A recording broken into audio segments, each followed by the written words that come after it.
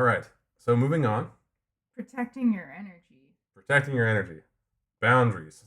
So boundaries are so important. I mean, setting boundaries is something. It's a journey, but also it's really healthy to like step onto that journey and move forward. When you set boundaries, not only for other people but for yourself, you can really help yourself have a more positive life. Um, Yeah. think about every time you get frustrated or upset, it generally has to do with boundaries in some way, right? Yeah, gosh, the hypnotherapy is like the third business I've gotten myself into that was self-run, and I learned it really strongly with the last one, this hoof care that I was doing. I had a lot of clients, and people would reach out at any time of day with questions about hooves, and I was like, I'm gonna set a time limit. Like, I'm not checking my phone after 9 p.m. And then I got a little bit stricter as my business grew, and I was like, Sundays, Saturdays are out. Like, I'm not answering this. And that boundary did something that was almost eerily magical, because as soon as I started respecting my own time more, other people started respecting my time better. Right. So you learned the lesson with yourself, and then the universe rewarded you by saying, "We're not going to send you more people that are going to push on your boundaries because you've already learned that lesson. You don't need to do that again." Beautiful. It's the way life can work, but you have to do a little work in the first place to actually set those boundaries. Be clear with people. Don't be passive aggressive about your boundaries. Be like, and you can be heart centered about it. Don't be angry about it. Be like, I can't do that. Be like, hey, you know what? I'd love to help you. This is where I'm at. My battery's getting low. I need to recharge, and I'd love to help you with that on tomorrow or next week, or I can't actually. I don't have the capacity to help you with that or the skills. I'm gonna have to pass this time, and I feel for you, and I hope, and maybe I can help you find a person that could help you, or I can suggest somebody. Yeah, ways to set boundaries to make sure that you don't overextend, because boundaries keep you from doing that overextension, right? They keep you within the capacity levels you have, and then allow you to restore. So we take Sundays off from hypnotherapy. We both run hypnotherapy businesses, as you already probably know, and we take Sundays off, and that's a boundary for us. So we don't work on Sundays.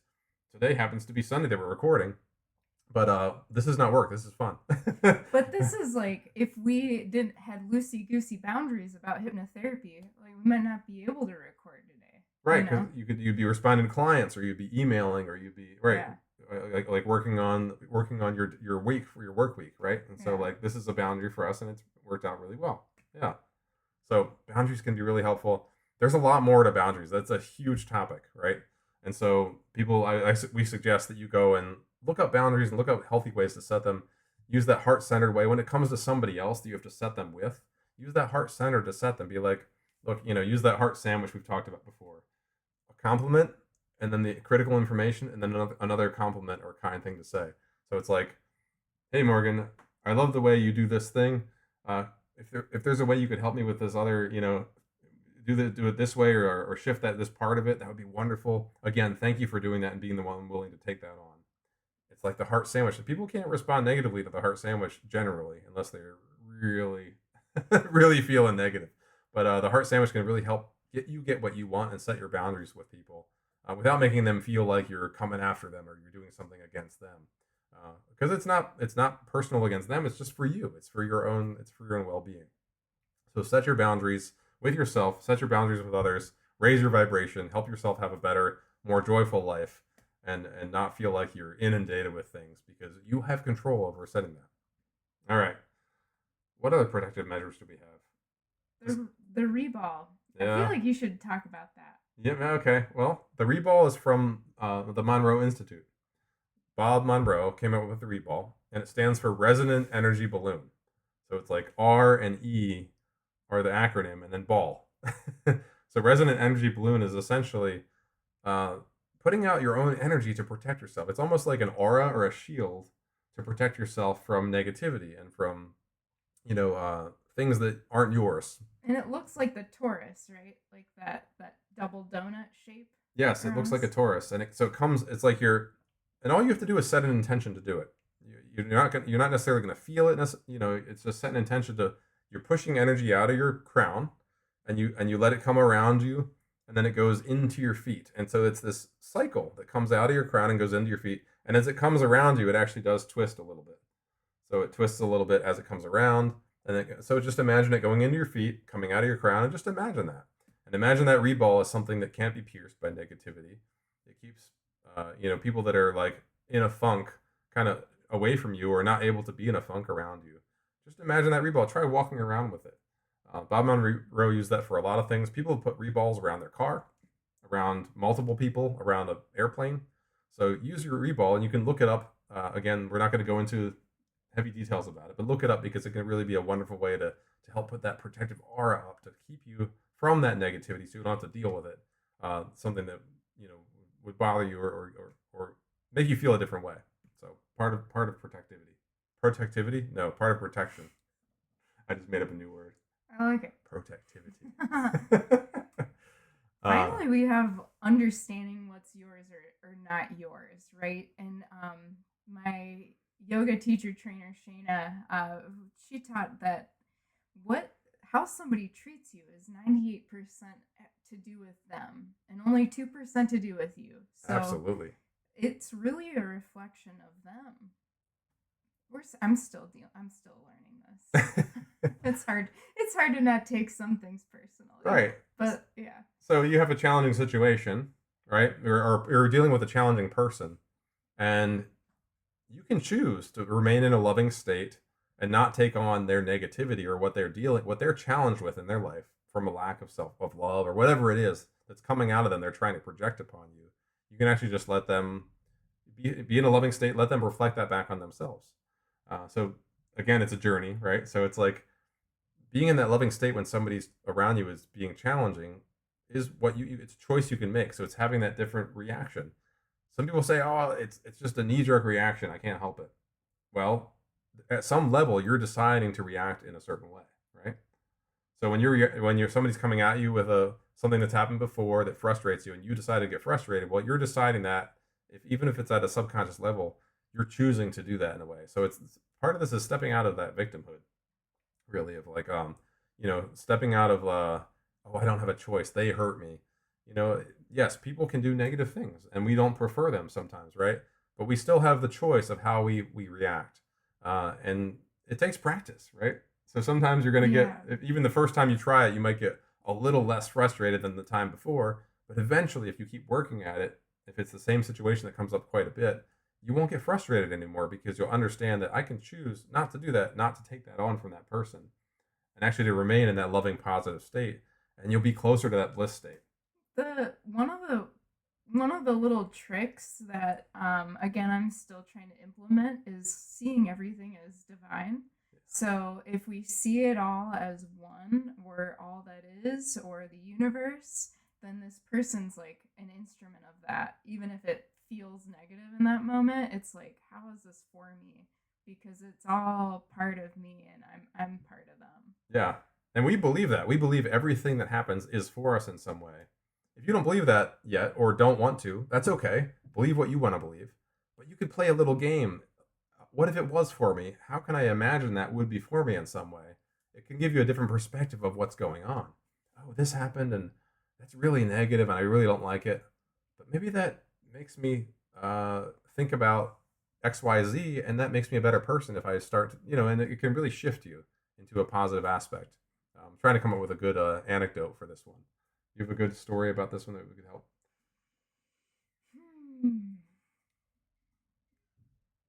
Gosh, I put you on the spot, didn't I? I don't have one off the top of my head, but just it's an exercise to try for a week at least. Right. Like if this is a new concept, just putting it on and trying it out, because as soon as we start looking at things being for us, right, and everything is divine, even if it feels like an enemy attack, like if we can see that as for us, gosh, life just feels pretty different. Yeah. Oh, I have one because it happened to me last week.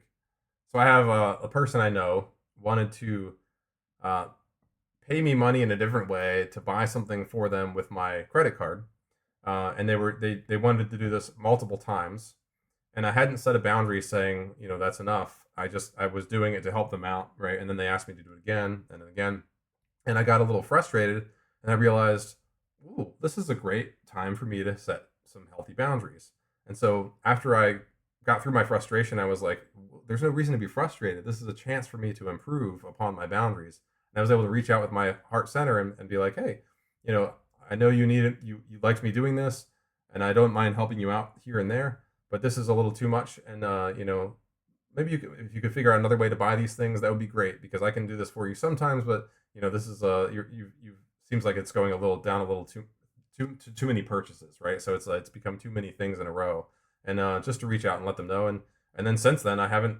They said they've said okay, that sounds good, and they were like they haven't asked me to buy them anything, you know, sending me money, having them buy that with my credit card anymore. So it's like that was really helpful for me to learn about myself, make a little improvement, reach out and tell the person how I'm feeling, and to tell them, hey, this is where I'm at capacity wise, and to help them ideally help themselves as well, because then they're not just leaning on me. I'm not enabling them to get whatever these purchases are. They're going to have to find another way to deal with it themselves, which actually can be really helpful for them.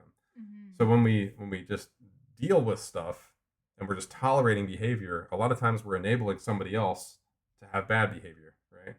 And so yeah, it can be really helpful to understand what's yours and what's not yours, because you can really set those boundaries. You can set relationships straight in a way, and not enable people and not have people enable you, because sometimes we have bad behavior or negative behavior and other people are just tolerating it, and if they don't call us out on it, like that good friend or that good family member, we're not going to come around to realizing unless we have some self-awareness to realize, oh, that maybe not such a good thing that we're doing, and maybe we can stop doing that. Yeah, it's great topic of conversation. Again, it has a lot more legs to it. So go, if you like this topic and you want to look at it more, go look at some resources. We might put some in the comments. But again, you have your own energy that you can manage, right? Just manage your own energy. Uh, Whether you're feeling good or negative, positive or negative, just manage your energy. If somebody comes along with negative energy, you don't have to let that in. If they come along with positive energy, absolutely jump on board and let that raise you up a little bit. And then you can do that to somebody else. You know, allow in what you want to allow in and don't allow in what you don't want to allow in. But start having that self-awareness. I think that's the first step, is just having that self-awareness and feeling it out. All right. Cleaning up your thoughts. This is an important one. You want Gosh, to talk about yeah. that for a minute? Yeah, we work on that with almost all of our clients, right? Because it's the thoughts are what start to build into an emotion, which Mm-hmm. then builds into behaviors. And so there's this great book that we had to, or it was on our resource list for hypnotherapy school. You can't afford the luxury of a negative thought. And so I recommend that book. I loved reading it. But it's just the negative thoughts are they're part of that sympathetic spiral. So when we're looking for what's wrong, then we see what's wrong, then we get more stressed about what's wrong, and then we're looking for more things that are wrong. And so think about how you could reverse that and create a positive spiral. If I'm grateful for everything going well, that's what I'm training my mind to see. And so then if I'm seeing more good things, then I'm relaxed and feeling like everything works out for me. And then I see more and more of that. And so it's this spiraling thing that gets out of control, especially in the negative, right? And you Right. just, People snowball, right? yeah. Good example of this. Somebody who has maybe a slight ailment, right? And they have nobody to talk to about it, or they don't reach out, or they don't, and then they start saying, "Oh, maybe it's this or maybe it's that," and they start, checking the web, Doctor Google, which is by all rights and means usually a terrible idea because it comes with all sorts of things that could be wrong with you. They start like churning in their head about it, right? And they start thinking about, oh, this could be wrong, that could be wrong, and they start looking at the worst things and thinking that's what's wrong with me. They finally end up going to the doctor, and the doctor says, "No, you just have this very lightweight thing that's going to be gone tomorrow or whatever." We're just, yeah.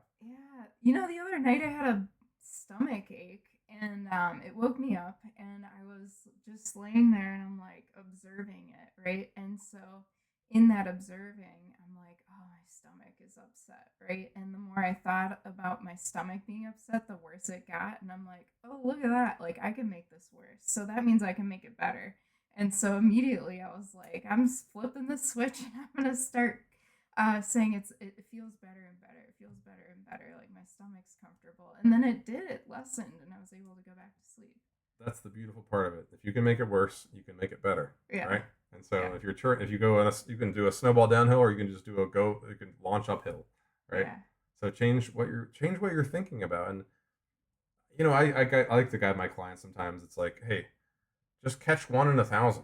It's a start, right? Yeah. And then the little thing I tell them is when you catch a negative thought, first of all, take a deep breath in through the nose and let it go and feel some gratitude for catching it. I caught that negative thought. Have some gratitude. I don't want you to thinking about the other 999 you missed. Think about the one you caught. And then as you breathe out, rephrase it in the positive. Oh, I'm not good at cleaning the toilet. And then rephrase in the positive. I'm getting better and better at cleaning the toilet. You know, we can always rephrase things in the positive because it makes it easier to step into that whatever that is that we're trying to work on with ourselves. Gosh, one I will call myself out on, and almost everybody, that we introduce ourselves to, oh, I'm terrible with names. Well, Oh you're yeah. training your mind to be terrible with names. You're like, no, I'm getting better. I'm getting better and better with names. Yeah. I'm practicing getting better with learning names. Yeah, I still do that one. I think I did it the other day, but I have stepped into using the positive here and there, and I'm like, oh, I used the positive. Yes, I did it. So Yeah. and it doesn't have to. It's the important thing is don't be self-critical. Look at the positive. Oh, I haven't caught one in 3 weeks, and I finally caught one. That's great, you caught one. Catch it, do the breath, rephrase it, and move on with your day. And then as you catch more, make it a little game. Be like, oh, I'm catching more and more. It's great. And as you catch more, you're going to be just starting to think in that positive framework because your mind's going to say, hey, it's easier just to think positively and we don't have anything to catch, right? Mm-hmm. So yeah, oh, great way to manifest your life because we are always creating our life. Mm-hmm. One little aside to that too is that what we think about as a human race is our collective consciousness. And so if you imagine the collective consciousness of the world, the vibration of the world, not just our personal vibration, but the vibration of everybody, is essentially what we're all thinking and what we're all doing. So thoughts do have consequences, right? And so when we think positively, we're shifting that collective consciousness into that positive aspect. When we're thinking negatively, we're shifting that consequence into the negative aspect. And so the more you can think positively, the more you're helping everybody, including yourself, helping this world be a better, easier, lighter place. So think about that. It's a gift to everybody when you think that positive thought. All right. Here's the big one. So let's talk about this last topic because this is an important one. Yeah. So go ahead. Healing, clearing the fear and trauma, right? Clearing ourselves, making ourselves a clear channel. Yeah. And so traumas and fears really are what you were going to say something. I just heard you breathe. We talked about this in the second episode. I think it was they're like the lampshade that's covering our light, right? They're blocking our light, and so our job is to poke holes in the lampshade until the lampshade is just gone, right?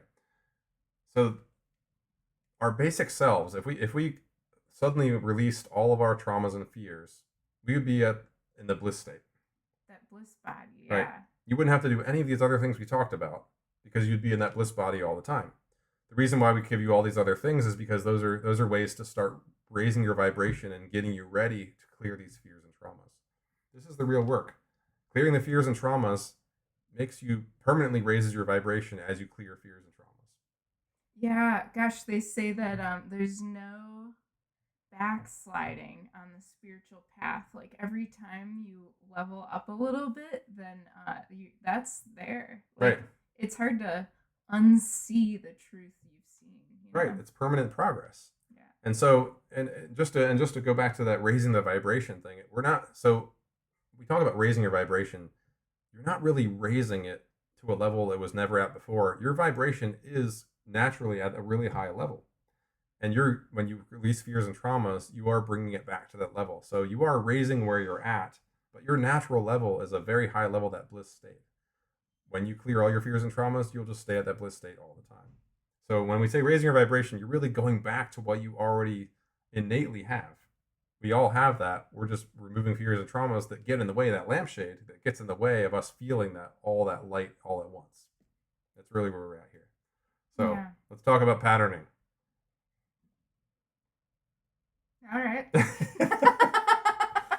So patterning is when, this happens a lot with our clients, but we've also seen it in our own lives and lives of people that we know. Patterning is when something comes around again and again within your life. A client, let's say a client has, oh, every time I attract a girlfriend, she leaves me within 3 months, and she's always like this and that. So they're talking about, why is the world out to get me? Why are these women out to get me, or something like that? And the negative way to go is, oh, I have a fear of women, or women are bad, or something like that. When really this guy is just having a pattern because the universe wants him to pay attention, right? Pay attention to what you're attracting to yourself. What are you putting out that you're attracting to yourself? And so that patterning is the universe's way of telling us this is what you should be working on. Right. And the subconscious looks for patterns, right? It's the association making mechanism. And so those unhealed patterns are going to keep coming up until you install new patterns. Right, exactly. Yeah. And so if you see a pattern, it's fun. Again, it's a little game you can play. If you look at it back at your life and see patterns in your life, especially the big patterns, and they haven't finished patterning, then that's something to really look at, because that could be a huge release for you, a huge trauma or fear release, where you're going to just jump your vibration much higher, closer to that bliss state. So these big patterns are the ones, a lot of times they're the ones we came in to work on too, right? So if it's patterning in this life, you likely came in to work on that and have that be a theme of your life that you're working on. And so pay attention to that pattern, because it will come back again and again, and it might even get more powerful each time until you pay attention, right? So we can suffer until we choose to pay attention and stop suffering, because we've changed our mind about how we are in this world. We changed our behavior. Yeah. Mm-hmm. So Morgan said earlier, become comfortable with being uncomfortable, being adaptable, right? Right. Not running away from aversions. Yes. Yeah. Yep. So being uncomfortable, that's your clue, right? That's your clue. That's your little like light that says, "Hey, you're on the track of something here." So you can start down this path, but if you just turn back and run the other way, we're gonna give you this light again and again and again. The patterning, right? Yeah. So stepping into your discomfort. What's that mean? Well, you always talk about like the buffalo facing the storm, where it's just instead of running away to become comfortable in the moment, really actually dealing with it so that it doesn't come storm again, or Right. if it does storm, you're ready this time. Right. And running toward the storm gets you through that situation faster. So, you can either draw it out and run away from the storm, and the storm will just chase you and slowly run over you, right? That patterning can happen again and again and again. Or you can pay attention this time when it happens and be like, I'm going to shift myself now, run under the storm, and you'll be past the storm faster than any other way, right? And so that is the analogy I like, because I like buffalo. They're one of my spirit animals, buffalo and bears. But I digress. So yes, run toward the storm when you feel you can. When you feel you have the capacity to do so, run towards the storm. Step into that discomfort. Face it. Look at those fears. It can be challenging to dig down sometimes. Be like, why am I frustrated when somebody cuts me off on the road? What really bothers me? What am I hurting from inside when somebody cuts me off on the road, where I can't just forgive them and let them go? Look at that and dig into it.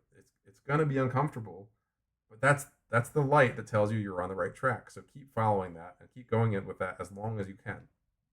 You're going to find some good stuff, and as you can relieve that, you're going to raise that resonance back towards that natural state, that bliss state.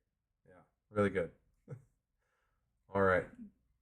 Stepping out of victimhood. You already kind of talked about this, but it's again, it's like the instead of choosing the negative spiral, it's really getting on the positive spiral. How is this happening for me? Yes. And that allows the whole perceptual filter of what's happening to change.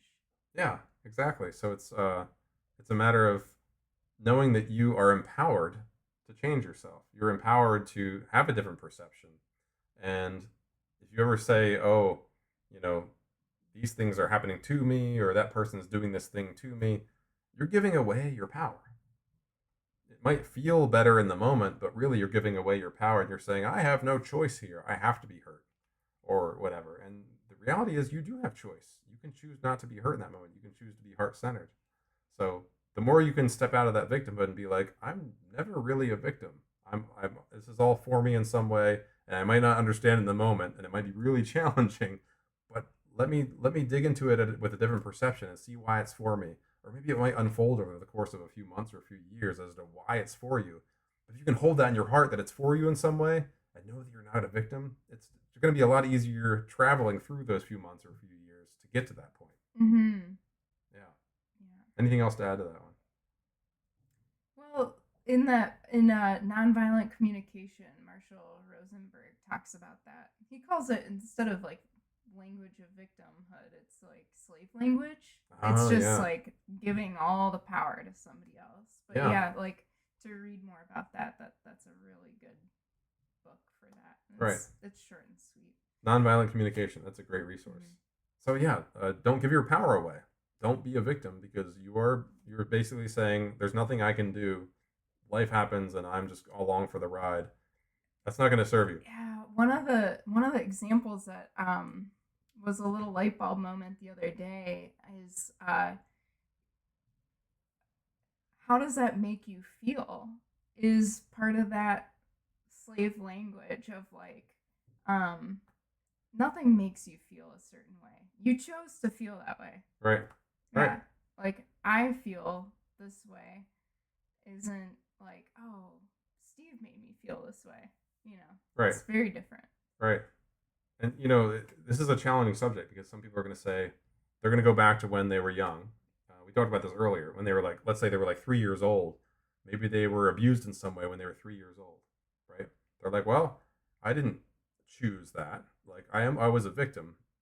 Uh, you know, we don't know karmically. What if you abused that person in your last life, and it was karma evening itself out? You know, we don't know. We don't know enough about that, but you can still choose to either be the victim or or have empowerment and be like, okay, that happened when I was 3. I didn't prefer it. I didn't like that. It hurt me. I decided to be hurt by it. I decided to be hurt by it, and now that I'm older, I can relieve that. I can relieve myself of that. I know people in my life that have had abuse when they were young and were able to work through it and release that and let it completely go. And I also know people that have been hurt when early in life and they haven't let it go. They're still stuck in it and they haven't. It's kind of they identify with it and it's become part of who they are.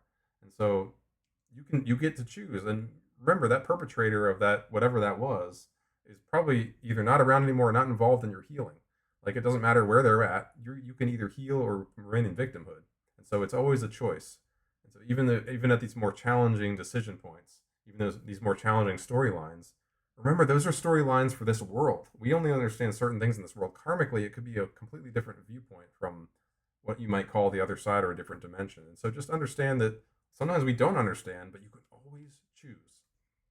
Yeah, gosh, we heard that interview with John DeMartini a few months ago. Oh That yeah. was like even putting karma out of the picture. That was so that was really altering to hear how even things that are really terrible had like a beautiful healing from it, or like, it was life changing in a really positive way. Right. Yeah, Yeah. he can be, people watched that interview and it was kind of a controversial interview. I feel like we listened to it and I felt like I sided with John DeMartini. I'm not sure where you landed. Maybe somewhere in this. I could see both points being valid, Yeah. but yeah.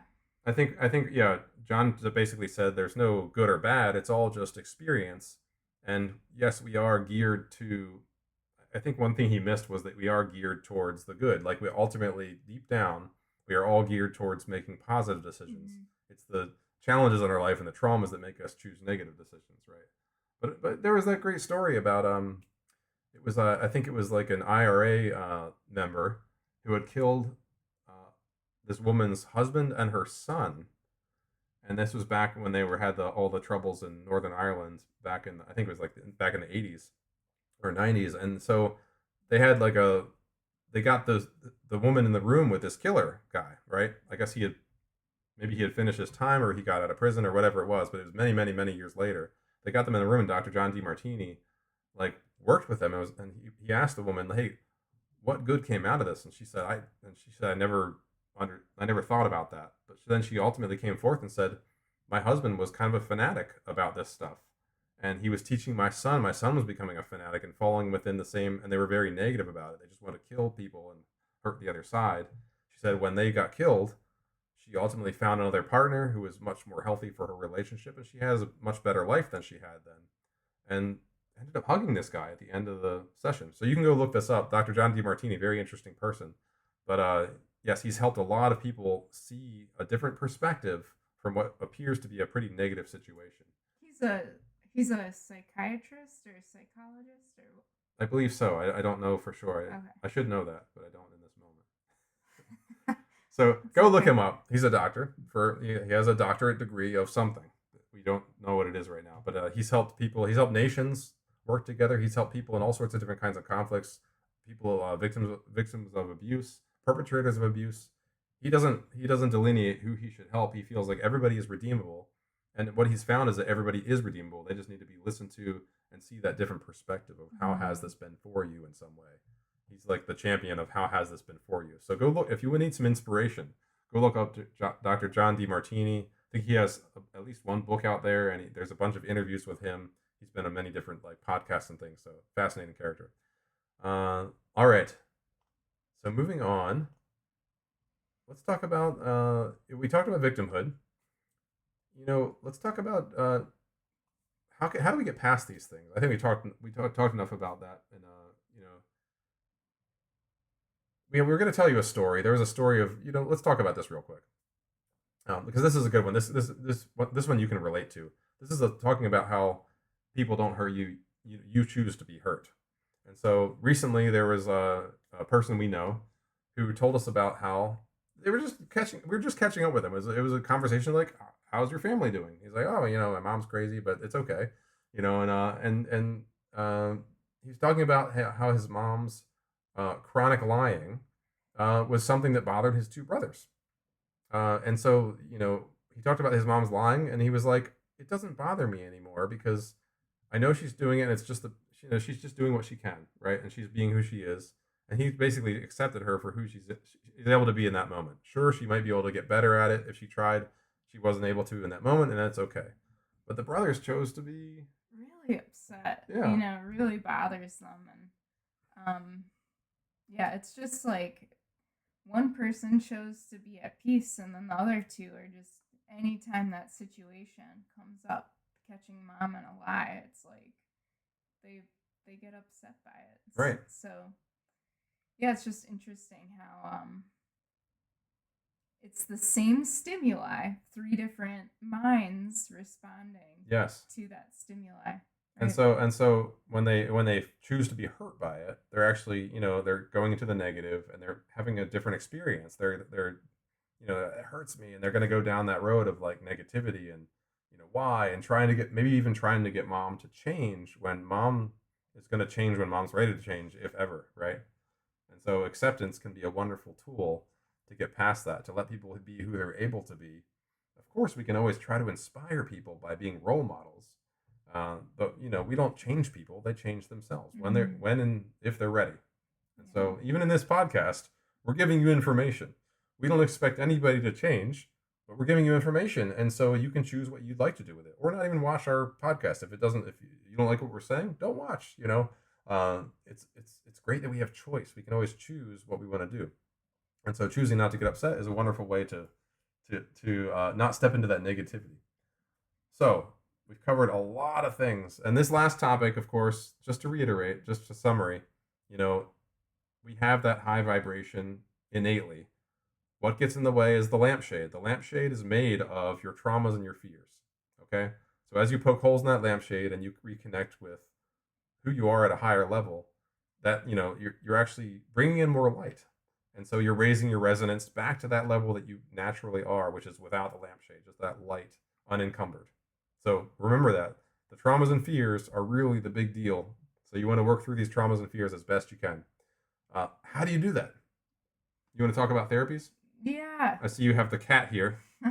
He wants to eat soon, so we're gonna. He's gonna say we're almost out of time, but Yeah, he's telling us we're almost out of time. So, gosh, both of us are hypnotherapists, and that's really how I came to hypnotherapy. I had tried the yoga path, meditation, bhakti with the mantras, and getting out in nature, and all these other things. And I was like, hey, there's some things that have yet to be healed, right? And so I came to hypnotherapy through that route, right, where it's so amazing at how effective and how quick it's able to help people make changes in those patterns. It's a great way to change. Yeah. It works at a deep level of mind, your subconscious level, right? So it's which really affects every behavior, every thought, every feeling. Yeah. Then we just have like the traditional talk therapy, which, like we said earlier, being heard and being seen can be so healing in and of itself. right. There's EMDR, the bilateral neural stimulation of like eye movements and tapping, and somatic healing of getting really like noticing where that feeling is in your body, and what is that sensation. Like the feeling of his body of hunger. Oh, Like yeah. he's being somatic right now with his hunger. You want your cat food? Yeah. Gosh, there's so many. Cognitive behavioral therapy has been adapted to a lot of issues, sleep or trauma response, and then we have other things, equine assisted therapy, or it's just, gosh, there's a lot out there. Right. There's also the kind of newer research drug therapies that are coming into awareness. Right. Disclaimer: we are not doctors. We are not recommending drug therapies. We're not saying you should take drugs at all. We're saying we're just giving you information of what's been done in the world. So there's ketamine, psilocybin, and things like ayahuasca. There's a lot of plant medicines and coming up in the chain right now to, they've had a lot of success. Like I think even Johns Hopkins has had success with psilocybin and people with PTSD to help release traumas, deep traumas. Again, going back to their higher vibrational levels, go back to toward that bliss state. Yeah, healing. Healing depression and right. Yeah, totally.